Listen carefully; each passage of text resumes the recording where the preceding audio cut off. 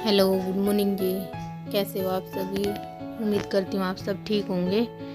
तो मैं आ गई हूँ किचन में और टाइम हो चुका है 6:45 का।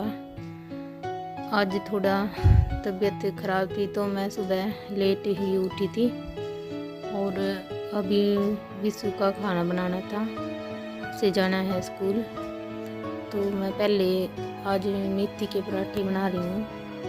उसने सब्जी के लिए तो मना ही कर दिया था, बोल रहा था मैं पराठे ही लेकर जाऊंगा, तो इसलिए मैं पराठे ही बनाने लगी थी। पहले वो बोल रहा था कि मैं अचार के साथ ही पराठे लेकर चला जाऊंगा, आप सब्जी बाद में बना लेना। तो मैं इसलिए जल्दी जल्दी से उसके लिए पराठे बना रही थी।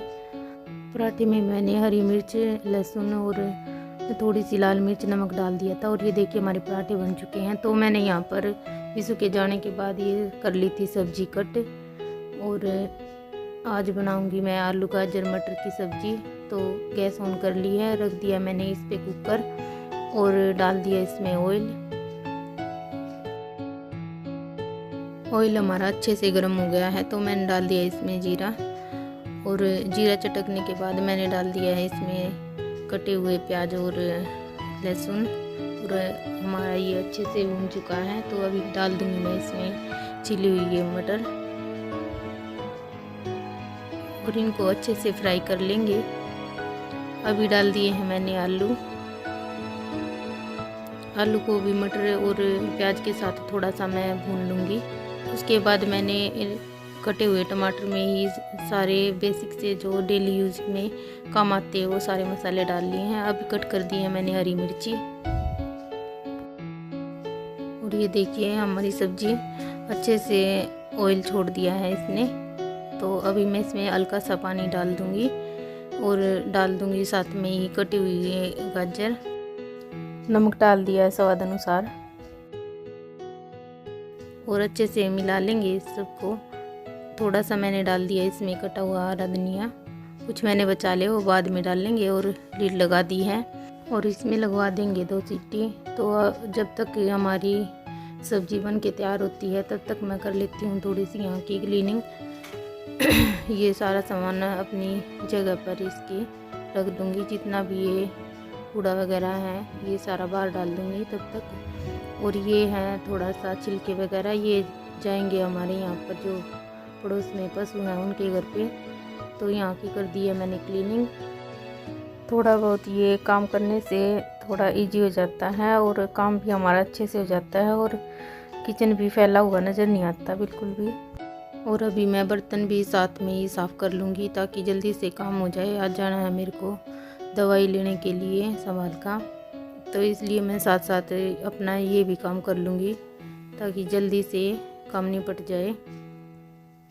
अभी मैं सबसे पहले जो बड़े बर्तन है वो अलग कर लूँगी और इनमें थोड़ा थोड़ा सा पानी डालकर अच्छे से साफ़ कर लूँगी। उसके बाद मैं इनको साबुन की सहायता से अच्छे से साबुन लगाकर साफ़ करूँगी।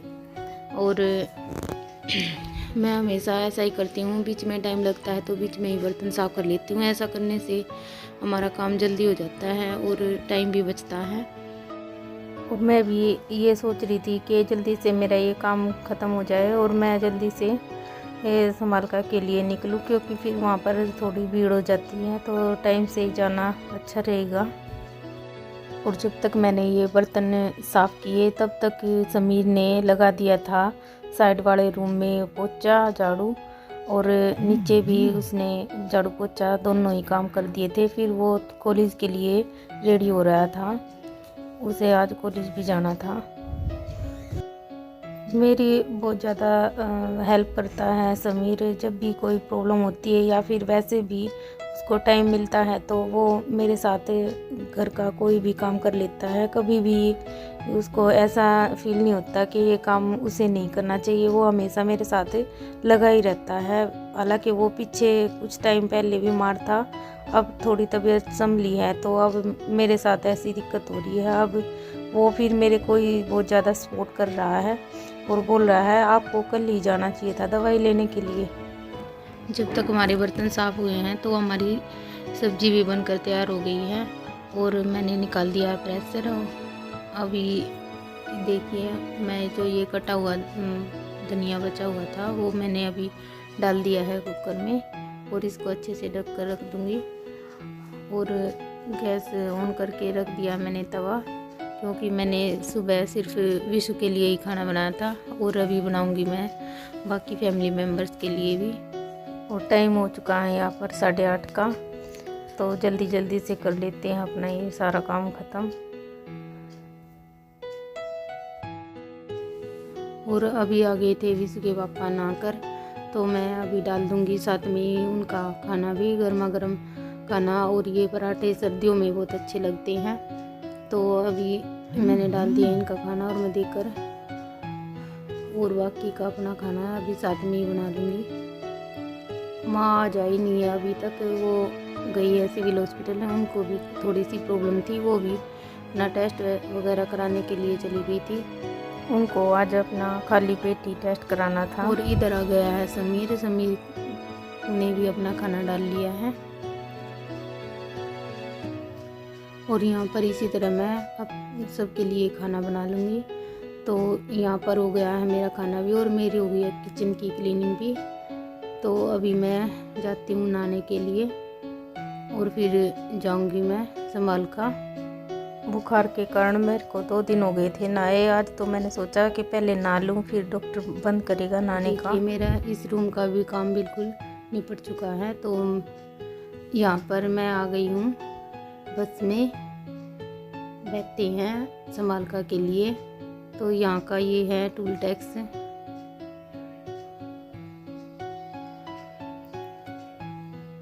और यहाँ हम पहुँच चुके थे पट्टी कलियाना के आसपास।